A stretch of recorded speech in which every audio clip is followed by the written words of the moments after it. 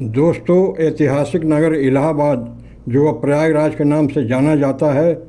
प्रयागराज वैसे तो त्रिवेणी संगम के लिए विख्यात है, परंतु प्रयागराज में स्वाधीनता संग्राम से जुड़े गतिविधियों के तमाम प्रसंग और साक्ष्य मौजूद हैं, जिसके लिए प्रयागराज प्रसिद्ध है। इसमें आनंद भवन, स्वराज भवन और आज़ाद पार्क प्रमुख हैं। आज इन्हीं तीनों के बारे में कुछ सामान्य प्रमुख बातें संक्षेप में बताने जा रहा हूँ।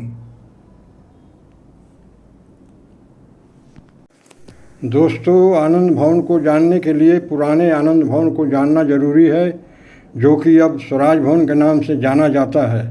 श्री मोतीलाल नेहरू ने 7 अगस्त 1899 को 20,000 रुपये में 19 बीघे का बंगला राजा जयकिशन दास से खरीदा था, जिसमें एक मंजिला विशाल आनंद भवन था। मोतीलाल जी का परिवार उसी में रहता था। बाद में 1930 में उन्होंने नया आनंद भवन बना लिया और नेहरू परिवार नए आनंद भवन में रहने लगा। पुराने आनंद भवन का नाम स्वराज भवन करके उसे कांग्रेस का मुख्यालय बना दिया गया। दोस्तों, जवाहरलाल नेहरू और श्रीमती इंदिरा गांधी के जीवन की महत्वपूर्ण घटनाएं आनंद भवन और स्वराज भवन के माध्यम से ही घटित हुई थी। आनंद भवन में रहते हुए स्वराज भवन मुख्यालय द्वारा स्वाधीनता आंदोलन की योजनाएं बनी थी। 1928 में नेहरू जी ने पूर्ण स्वतंत्रता के भाषण को यहीं लिखा था। भारत छोड़ो आंदोलन का प्रारूप भी यहीं बना था। दोस्तों, 1970 में नए आनंद भवन को जवाहरलाल नेहरू स्मारक निधि को सौंप दिया गया। 1971 में इसे स्मारक संग्रहालय बना दिया गया, जिसमें नेहरू जी से संबंधित गतिविधियों के साक्ष्य एवं उनके द्वारा लिखे गए पत्र आदि और तमाम निजी प्रयोग के वस्तुओं को सहेज कर रखा गया है। यह संग्रहालय आम जनता के लिए खुलता है। संग्रहालय की आवासीय वस्तुएं और आनंद भवन के इर्द गिर्द की हरी घास के मैदान और हरे भरे पेड़ पौधे को देखकर नेहरू परिवार के शान शौकत और आनंदमयी वातावरण का अनुमान लगाया जा सकता है। शायद इन्हीं विशेषताओं के कारण इस भवन के आनंद भवन का नाम दिया गया होगा। दोस्तों, आनंद भवन और स्वराज भवन के इर्द गिर्द फैले लंबे चौड़े परिसर में नेहरू जी की स्मृति में भव्य जवाहर प्लेनेटेरियम यानी जवाहर तारामंडल भी बना हुआ है, जहां नक्षत्र विज्ञान के बारे में जानकारियां दी जाती हैं। तारामंडल के गोल गुंबज के नीचे अर्धगोलाकार छत पर विशेष मशीनों के द्वारा लाइट साउंड के माध्यम से बनावटी आकाश, तारे एवं ग्रहों का प्रदर्शन किया जाता है। देखने में बड़ा वास्तविक सा लगता है। यह तारामंडल आम जनता के लिए नियत समय पर खुलता रहता है। तारामंडल के गलियारों एवं आसपास नक्षत्र विज्ञान के संदर्भ में पोस्टर, मॉडल, मिसाइल और बनाए गए हैं, जो दर्शकों के लिए आकर्षण का केंद्र हैं। दोस्तों, आज़ाद पार्क अमर शहीद क्रांतिकारी चंद्रशेखर आज़ाद की स्मृति में बना है, जहां एक मोटे वृक्ष के नीचे उन्हें वीर गति प्राप्त हुई थी। आज़ाद पार्क को जानने से पहले इसके अतीत के बारे में जानना आवश्यक है।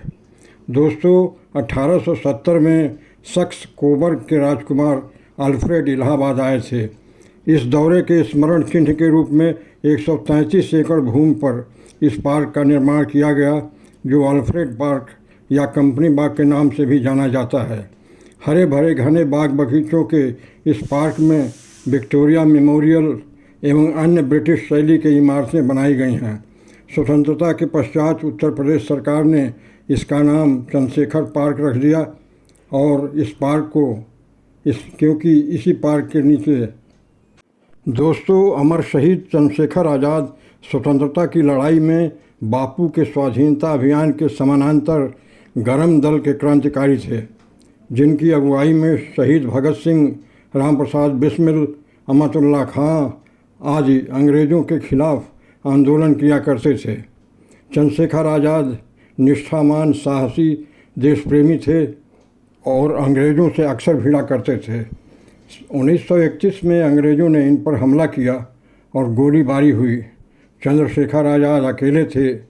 उन्होंने एक पेड़ के ओट से अपने रिवॉल्वर से डटकर मुकाबला किया। मगर अंततः अंग्रेज़ भारी पड़ गए। आज़ाद ने अपने आप को गोली मार लिया। वो अंग्रेज़ों की गोली से मरना नहीं चाहते थे। अंततः पेड़ के नीचे वीर गति को प्राप्त हो गए। मरने के बाद भी अंग्रेज़ों का उस पेड़ के पास जाने का साहस नहीं हो रहा था। इस तरह 27 फरवरी 1931 में मात्र 24 साल की उम्र में चंद्रशेखर आज़ाद की मृत्यु हो गई और वो अमर शहीद हो गए। दोस्तों, वो पेड़ आज भी है। स्वतंत्रता प्राप्ति के पश्चात उस पेड़ को केंद्र मानकर शहीद चंद्रशेखर आज़ाद की स्मृति में भव्य स्मारक बनाया गया। आज़ाद की आदमकद की मूर्ति लगाई गई और पार्क का नाम अल्फ्रेड पार्क से बदलकर आज़ाद पार्क कर दिया गया और आम जनता के लिए दर्शनार्थ खोल दिया गया। काफ़ी लोग देखने आते हैं, काफ़ी पर्यटक आते हैं। दोस्तों, इसी संग्रहालय में बापू के गतिविधियों के दस्तावेजों के अलावा उनके द्वारा प्रयोग की गई घड़ी, रक्त रंजित कपड़ा और अस्थि कलश भी रखा है। इसी संग्रहालय में अमर शहीद चंद्रशेखर आज़ाद से संबंधित फोटो, सामान आदि रखे हुए हैं। उनका रिवॉल्वर भी सहेज कर रखा हुआ है।